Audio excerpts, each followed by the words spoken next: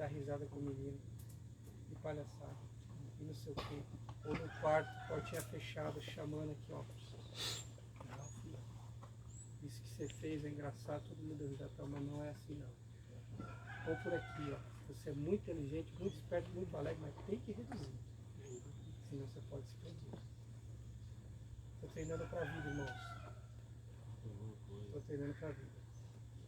Eu quero que os meus filhos me olhem no caixão e falem assim, ele me treinou para a vida. Mais do que eles virem para o meu caixão, já pegar o papel aí, vamos vender aqui, você vai ficar com quem, eu vou ficar com quem? Vamos dividir. E tem herança que é dividida em cima do caixão. Eu não sei você, eu não quero. Antes de eu sair da empresa que eu trabalhava na Avenida Paulista com a Brigadeiro Luiz Antônio, era o coração do negócio. Eu olhava da minha sala assim, eu via toda a Paulista. O cara chegou lá e falou assim, Klaus, fiquei sabendo, meu, que você vai ser padre, né? Eu falei, não, padre não casa, eu vou casar. Eu vou ser pastor. Ele falou, rapaz, você vai dar negócio. Você vai dar negócio, você tem jeito mesmo. Você fala coisas bonitas, os negócios organizados. Vamos fazer o seguinte, 50-50. Eu vou bancar a igreja, você escolhe o bairro, o tamanho, você escolhe o que você quiser. Eu vou botar o cash e você fala aí que você tem que falar das palavras de Deus aí, desse negócio que vocês gostam. E aí a arrecadação é 50-50. Vou bancar você. Eu virei pra ele assim, irmãos. Oh meu Deus. Eu virei pra ele e falei, se eu quisesse ganhar dinheiro, eu ficava aqui, ó. E eu contei assim pra Avenida Paulista, aqui ganha dinheiro. Agora pra onde eu tô indo, nós ganhamos a vida eterna. Irmãos, tudo que a gente construir aqui, já estava aqui e vai ficar aqui. Mas o legado que a gente vai com alguém, isso dura para sempre. A Bíblia diz o seguinte, que Caim, depois de morto, ainda fala. Como? Então pode a comunicação com os mortos? Não, não é isso que está dizendo. Ele está dizendo que Caim ofereceu um sacrifício a Deus, e isso é uma voz que ecoa de geração a geração. Lembra de Caleb e Josué? Caleb velhinho. Eu imagino Caleb velhinho. Chegou para o Josué e falou, Josué, nós estávamos juntos naquele dia, naquela reunião, aonde o Senhor falou que me daria esse monte. Nós já conquistamos tudo, está faltando conquistar o meu monte. Então eu quero autorização, porque agora você que está no comando. Submissão à autoridade. Me dê autorização para conquistar o meu monte. E aí falou assim, vai. É um cara velho para parar de trabalhar, não é para começar a guerrear não. Quem guerra é de jovem. Mas o cara falou, Deus prometeu, ele vai me dar. Sabe por quê? Você sabe onde que é o monte de Caleb hoje? Sabe onde é? Alguém sabe? Nem eu. Sabe por quê? Porque Caleb não deixou um monte de herança. Ele deixou um legado de fé.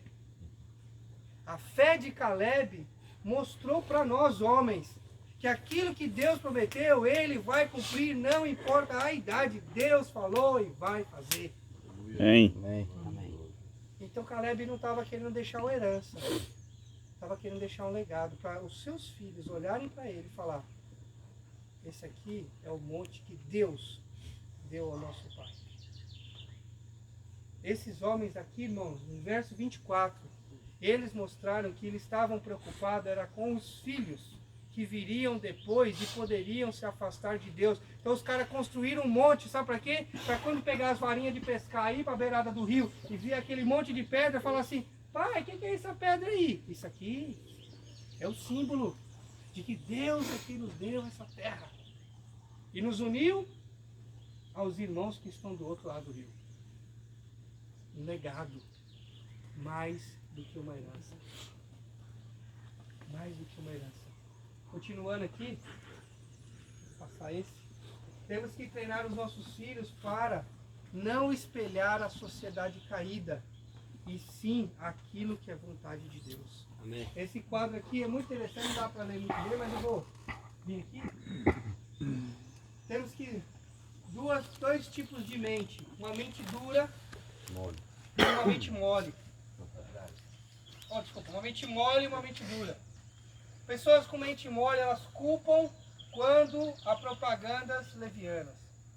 Então eles cometem alguns erros, falam, ah, mas foi uma proposta do outro, foi um negócio que o outro falou, foi um negócio que o outro fez. A culpa é sempre de alguém. Agora uma mente dura tem que saber os valores que determinam as suas decisões. Nós precisamos ter valores que determinam as nossas decisões. Não ser levado pelos outros.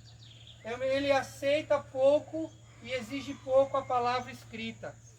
É mole, é flexível, tudo que traz vai. E o duro, ele peneira as coisas para saber o que de fato convém e o que não convém. O mole tem medos irracionais.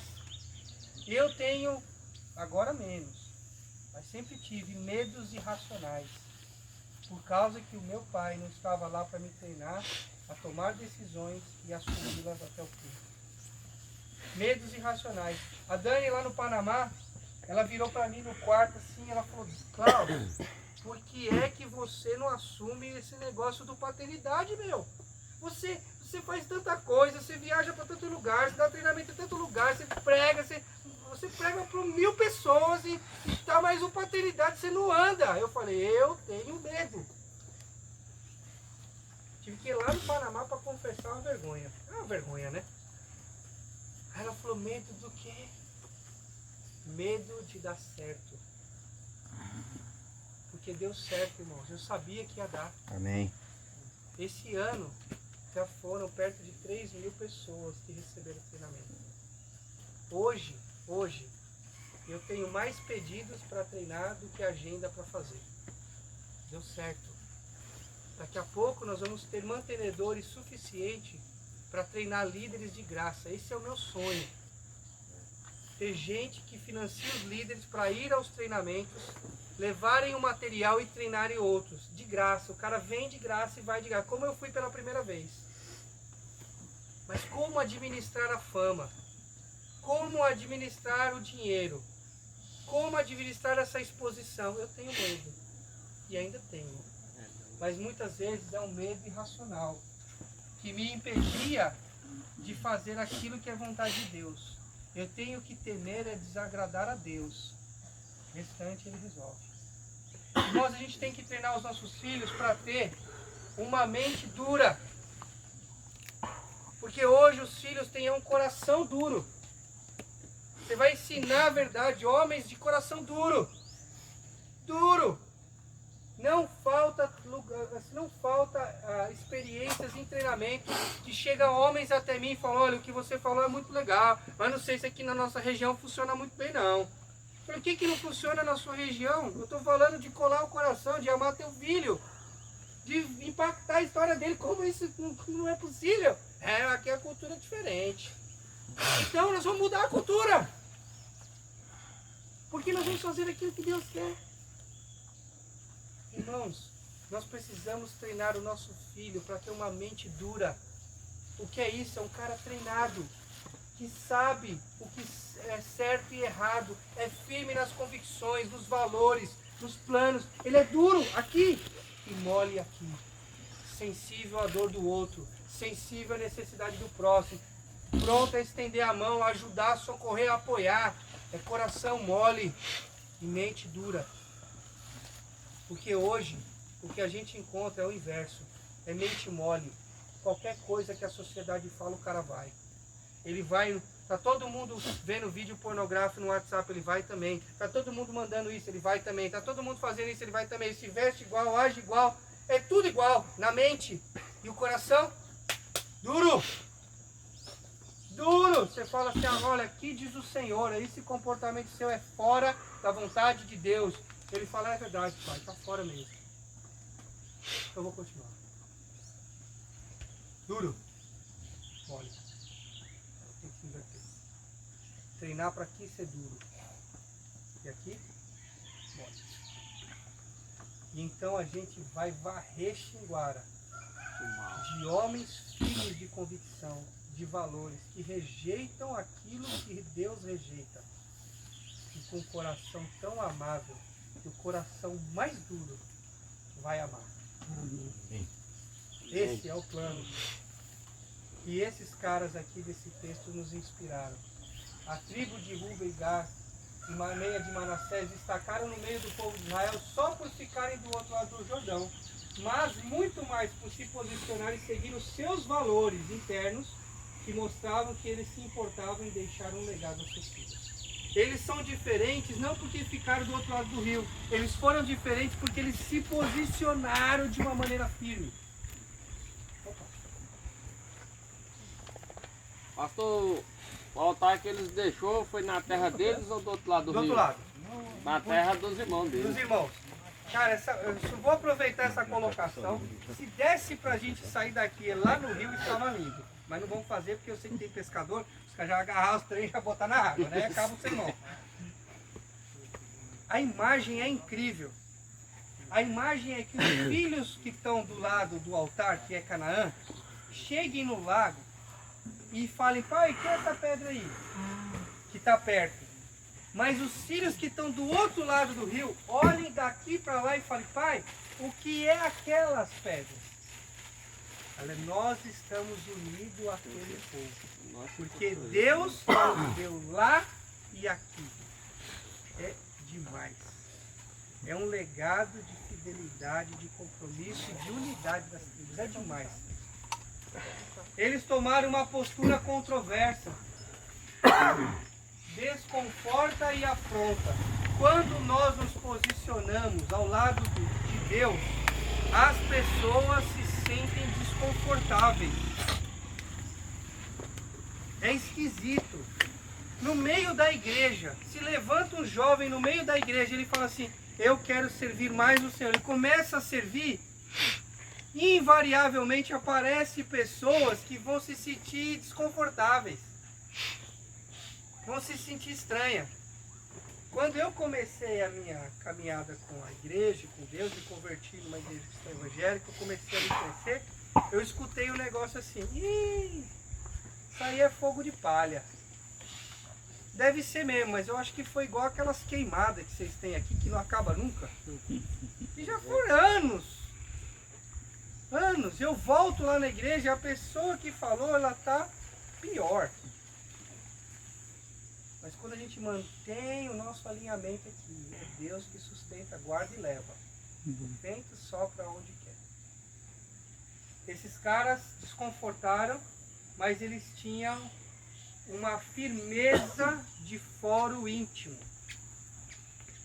Irmãos, talvez esse grupo aqui, eu arrisco dizer, pode ser o único de Xinguara que vai tomar algumas atitudes que rejeitam a cultura de Xinguara.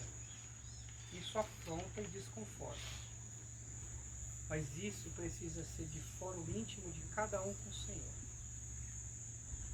Porque quando você entrar na igreja com seu filho, você está deixando um legado.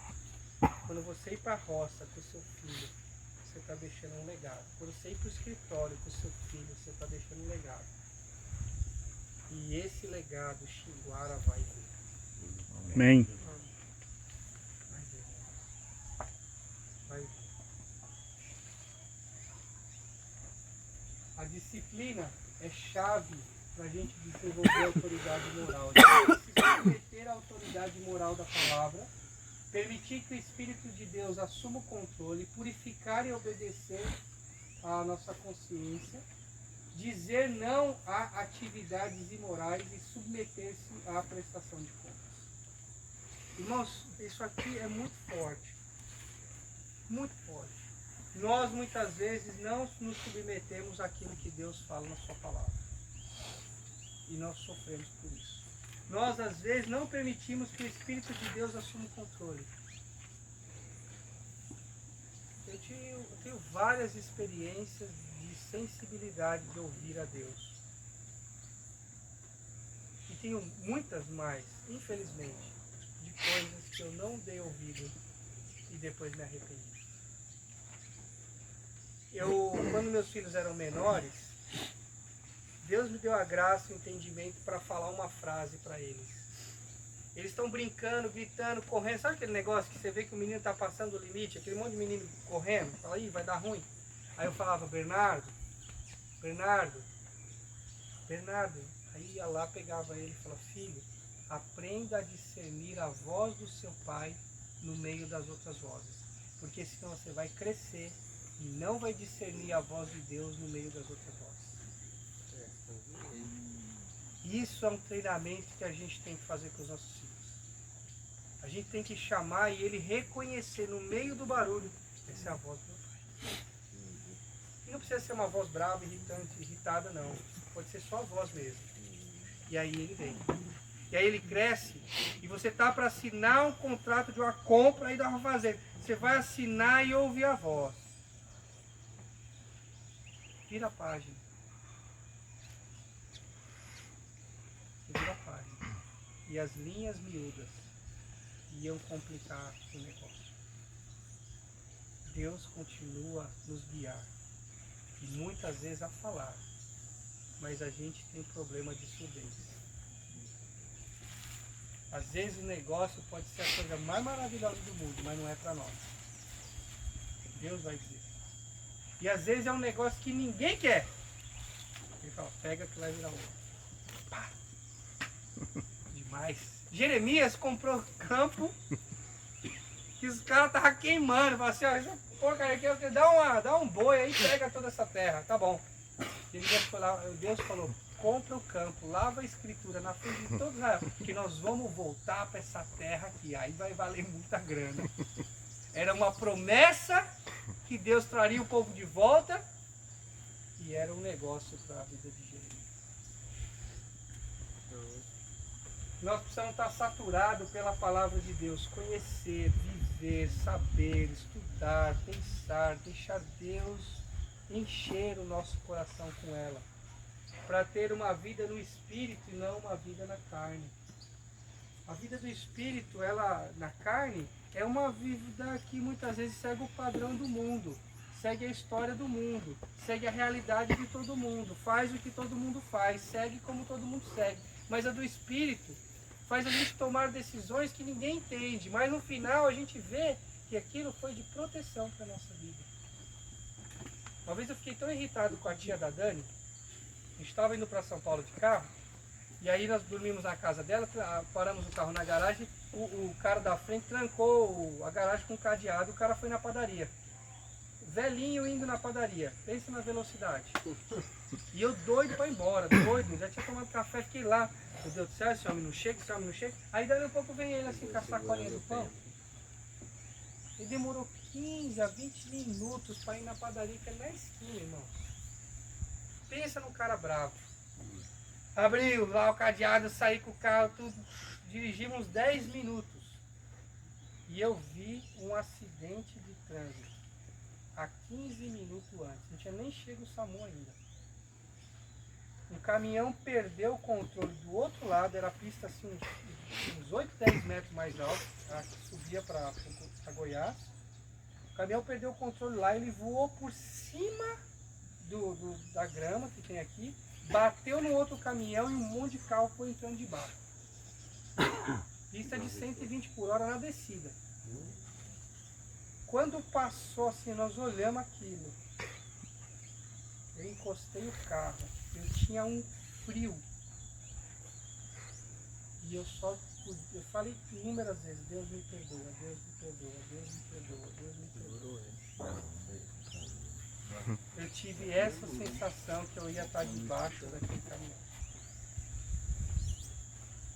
Deus, irmão, usa até um velhinho que anda devagar para comprar pão, para guardar o seu. Não vai fazer outras coisas?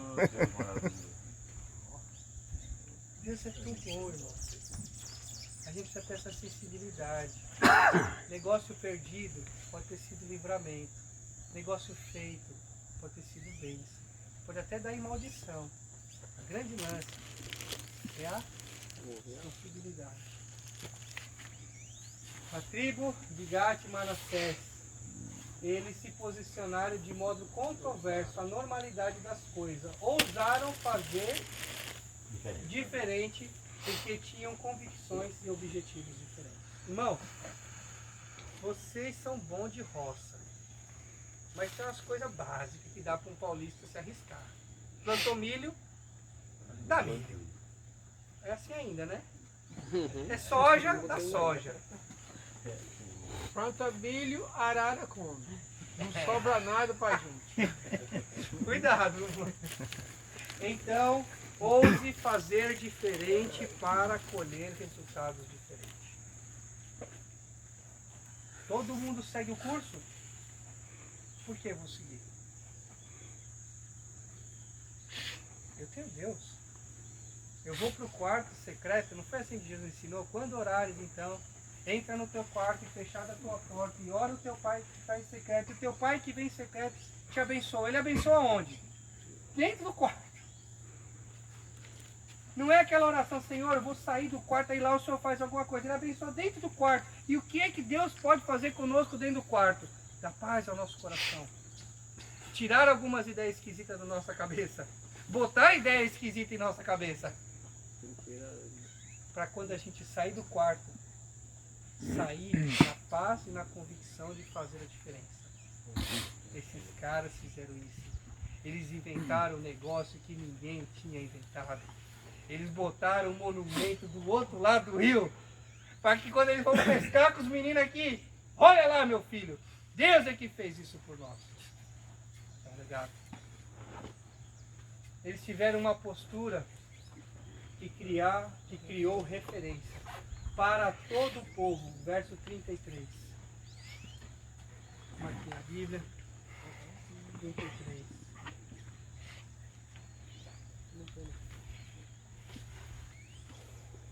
Com esta resposta que eles deram, se pôs por satisfeitos os filhos de Israel, os quais bendizeram a Deus, e não falaram mais de subir a peleja contra eles, para destruírem a terra em que habitavam os filhos de Ruben e os filhos de Gade. Quando os caras viram que eles construíram um altar de testemunho, não era de sacrifício, era só um testemunho. Vamos colocar uma marca para deixar um testemunho. Todos que eram contrários no começo, agora viram e se tornou uma referência. Aquela família age direito. Aquele homem é um bom pai. Aquele filho foi bem treinado. É uma referência para todo o povo e para as futuras gerações. Verso 24 e 28. A 28. Pelo contrário, fizemos por causa da seguinte preocupação: amanhã os vossos filhos dirão aos nossos filhos: que tende, pois, vós com o Senhor Deus de Israel? Pois o Senhor pôs o Jordão por limite entre nós e vós, tinha uma barreira física. Os filhos de Ruben, os filhos de Gade, não tendes parte no Senhor, porque a parte estava em Canaã. E assim bem poderiam os vossos filhos apartar os nossos filhos do temor do Senhor.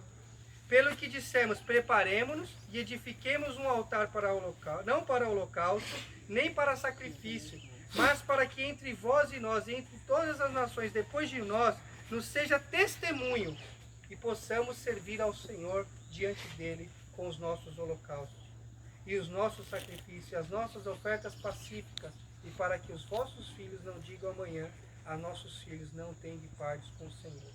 Pelo que dissemos, quando suceder que amanhã assim nos digam a nós, as nossas gerações, então responderemos: vede o modelo do altar do Senhor que fizeram nossos pais, não para holocausto, nem para sacrifício, mas para testemunho entre nós e vós. Então virou uma referência para o povo e para futuras gerações. Aqui está um grupo de homens que pode impactar essa e a futura geração. Não pela força que você tem, nem que eu tenho. Quem sou eu? Quem sou eu? Mas Deus pode todas as coisas. Amém. E eu continuo crendo nisso. Por isso eu vim aqui, irmãos. De verdade. De verdade. Eu viria quantas vezes fosse possível para te xingar a noite. Amém. Eu não sei nem onde é xingar ainda. Nem me levaram lá ainda. Mas Deus pode mudar a história da nossa cidade a partir desse encontro. Falando ao nosso coração. E eu queria convidar você a orar comigo agora.